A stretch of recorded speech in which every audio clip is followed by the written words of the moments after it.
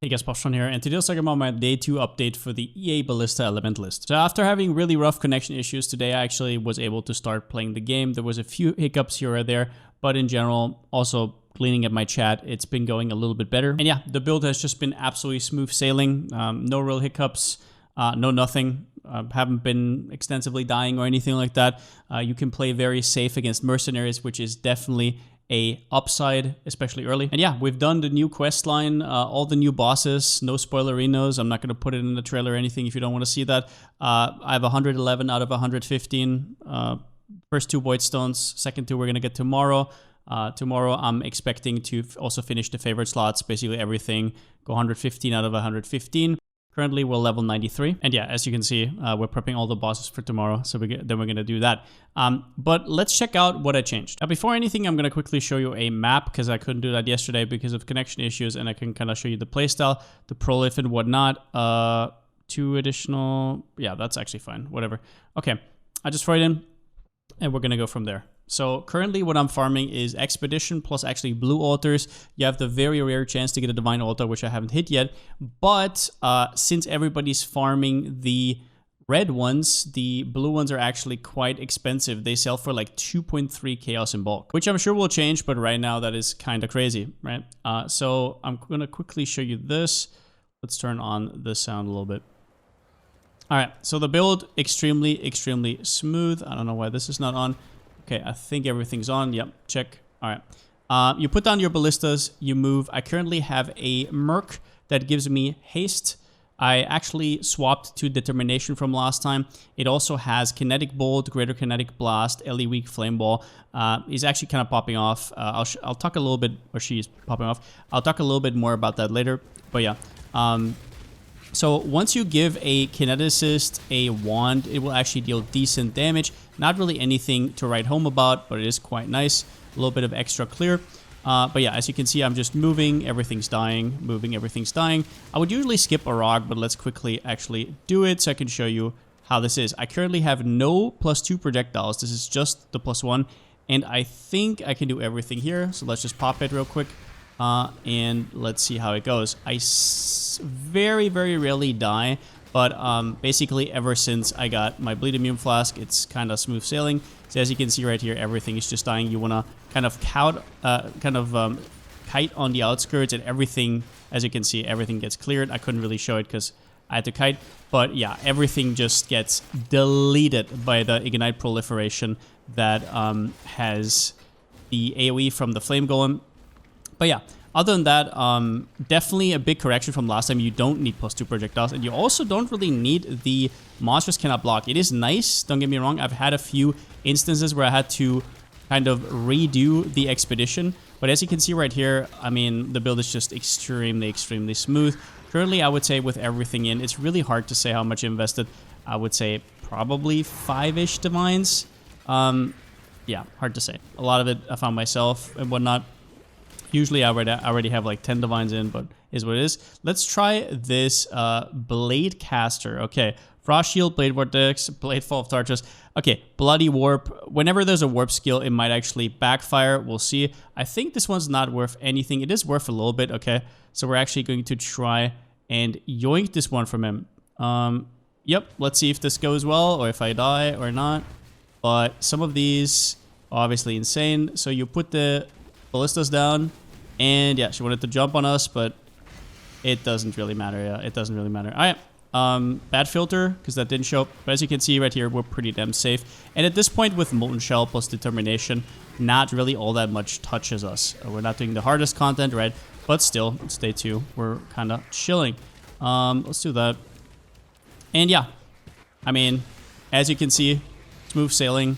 The attack speed is quite good as well, even though we don't have haste up all the time. We actually don't need it to cap. It's more as like a comfiness, because let's be real, you never really stick like 22 arrows into a single target anyways while you're mapping. So the more the merrier. I'm just going to quickly rush to the boss so I can show you that as well. The Canyon boss is a little bit of a bitch because of the bleed, but I think I see him here, and it should be fine. They just get prolift on, right? It doesn't really matter. It's actually 2 bosses. Okay, let's see. Alright, should be okay. As you can see, first one down. Second one down. Now 2 birds. First one down. And there we go. Still on the storm cloud from 1 hour in. All right, so what did I change? The biggest thing for red maps for me was actually getting determination. So right now I'm using determ with not that much armor, honestly. Like while my flask is up, as you can see right here, armor, my flask up 15k armor. Doesn't sound like much. What you have to remember is we're converting a lot of physical damage to fire. So I have 40% converted from Shaper of Flames, and then I also have 25% converted from my Merc right here from the Chaos Binding, which means in total only 35% of damage actually stays at physical. And as you might know, armor gets better and better the less damage you take per hit, so you're smoothing it out, and I get 90% physical damage reduction against most hits, even on that low of an armor count. Also putting Cast when Image taken Molten Shell, and honestly, it's not anything crazy. Don't forget that you want Cast when Image taken on level 1 and Molten Shell on level 7, so it can cast that and proc as often as possible. But it works, and I haven't really been dying since then. My deaths, as always, have still only been to Mercs. I can't remember a single time. Actually, I did die to the Canyon boss once because I didn't see him rushing at me and I didn't have a Corrupted Blood Immune Flask. But okay, let's look over changes. Bow the same, quiver the same. Belt, I got a Diadian Dawn. I think that one was new. Actually, no, I think I already had that one. I did get some quality on it with Turbulent Catalysts. My helmet I replaced. I found this one really cheap. It just had 30% increased burning damage in the implicit. Not a big deal, but still. The body armor, I now actually have a 6 link, and I properly crafted it, which means just a ton of evasion and armor rating without a life modifier, so that I can actually use the life mastery over here. And if you're wondering how I did that, with dense fossils. So it's like 5C a pop, and I think it costed me like 7 or 8 tries. So it is what it is, and then I ended up with this. It's not crazy good, but it's quite nice. If you want to do that, you actually need a top tier armor evasion base, just so you know. If you hit spell suppress and you have a little bit lower armor and evasion, that's fine, but I wouldn't take anything below like 1,000, 1,200. And the crafted spell suppress, because we actually spec'd out of lucky spell suppress. So as you can see right here, and I do have the natural 100% spell suppression chance. Very important to not cap with your quartz flask, by the way. It is enticing because it gives 10%, but it's just not permanently up, so you really don't want to let luck decide there. Now, both my gloves and my boots don't have spell suppression, just out of cost issues. So yeah, I just took instinct for now. This doesn't really mean anything. It basically replaces 22% spell suppress that I would usually get on both suffixes. I'm pretty sure my boots are still the same, although I did get some implicits with Eldritch currencies. I got move speed, avoid bleeding, doesn't really matter.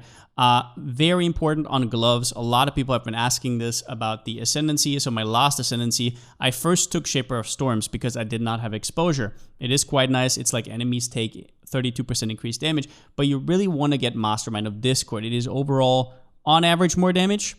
You can scale the Storm, but it is quite hard to get the effect of non-damaging ailments. If you want to do that, that always has some kind of opportunity cost. And Mastermind of Discord, against some enemies, you don't have your flammability up, so the minus res is extremely potent. But the gist is, once you have fire exposure on your gloves, you can go Mastermind of Discord. Doesn't matter how much it is, because we're converting it into 18% anyways with the exposure mastery right here. So whether you have 11 or 12, it's the same. The gloves are also still the same, although I did pump like 2 divines into the fire exposure, which is on average like, I don't know, 20, 30 tries, but for me it took a little bit more. It is what it is. I think I also still have the same rings, although there is some consideration there. The amulet should still be the same. Yeah. Okay. So a lot of the investment I took was on the passive tree because of the large cluster I got and the medium. Now for the medium cluster, this one's quite important because at this point you're going to have Wilmas and you really want the Onslaught. And Onslaught gives you 40% attack speed because of the conversion and some movement speed, which makes it very easy to replace the haste from your setup for determination. The second notable, honestly, as long as it's not some garbage totem defense, anything that gives you any sort of damage. I think the GG would probably be the placement speed and the attack speed, or the note that gives enemies around you, makes them hindered. Snaring Spirits, that's the name. But I could only hit this, and I just made this myself. So you just spam alterations. It's like a 1 in 50 or so, and then you have to regal into the second notable, and it's going to take, on average, like, I don't know, 150 to 200 alts. The base itself costs like 5 chaos. So that's what I got. For jewels, anything that gives increased damage, dot multi, attack speed is great. And the large cluster is not really necessary, so you can definitely just put the medium cluster right here. Usually I wouldn't recommend this, but in this build, honestly, it's just that important. But for the large cluster, there's a few rules you have to inherit. So you can actually get fire exposure also from the cluster instead of from the gloves. There is, I think, Master of Fire, which you don't want. It is very low weighting, and the nearby is really bad. It's nearby enemies have fire exposure.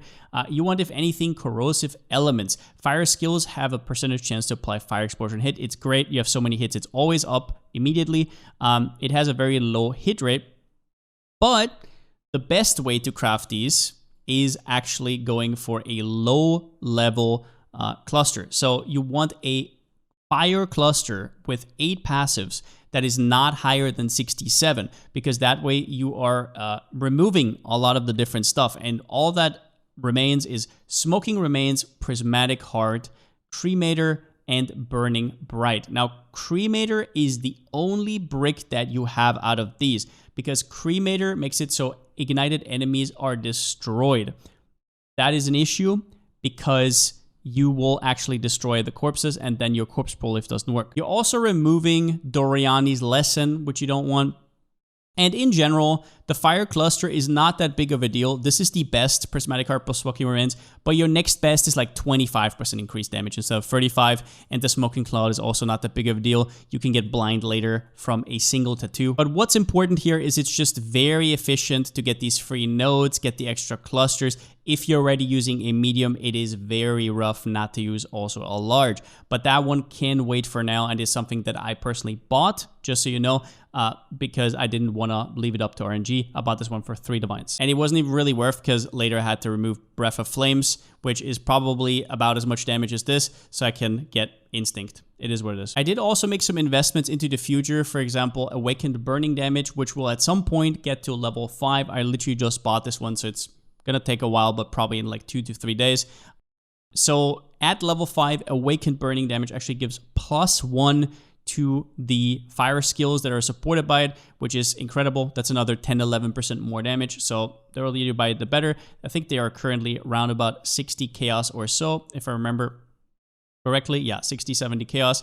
And this Awakened Deadly Ailments I found from a Maven mob. Also, elemental damage with attack support. The Awakened one here is super expensive and also not that important. You don't need your totems necessarily to be element immune. You can just replace them if you want to. Also, if you have a blue socket instead of a red, you can always replace this with combustion. It is slightly less damage, but don't waste your money on chromes. And I guess what I was gonna say is the effect of buffs granted by your golems on body armor is also quite nice. As well as that, what I got is I got a ton of quality on, I think, almost all of my golems. Yeah, 1, 2, 3. I think I ended up getting them on all of them, actually, yeah. So that is quite strong. I did not sub in the Flame Wall yet. Once I have 6 sockets here, I will replace Arcane Surge with a Flame Wall here, which will give me more extra damage. And then I will put the Arcane Surge on the Flame Dash. Now you also want to get your Soul of the Brine King with 100% chance to avoid being frozen. I personally did not really miss the avoid projectiles that have chained yet. Maybe that will come eventually, but I'm not technically ailment immune. I have this, and then I have a little bit of reduced effect of shock that I sometimes swap into, depending on whether I need poison or this. But okay, other than that, I did invest quite a bit into my mercenary. So the first thing I did was get Chaos Binding. This one is additive with the Shaper of Flames. So your Shaper of Flames gives you 40% converted from fizz to fire, and this one adds on top with 25%. That is extremely strong because it makes your armor more valuable because your hits are smaller. So yeah, it's just incredible. It also, yeah, makes you tankier, your mercenary tankier. It also works for your totems. It's just incredible.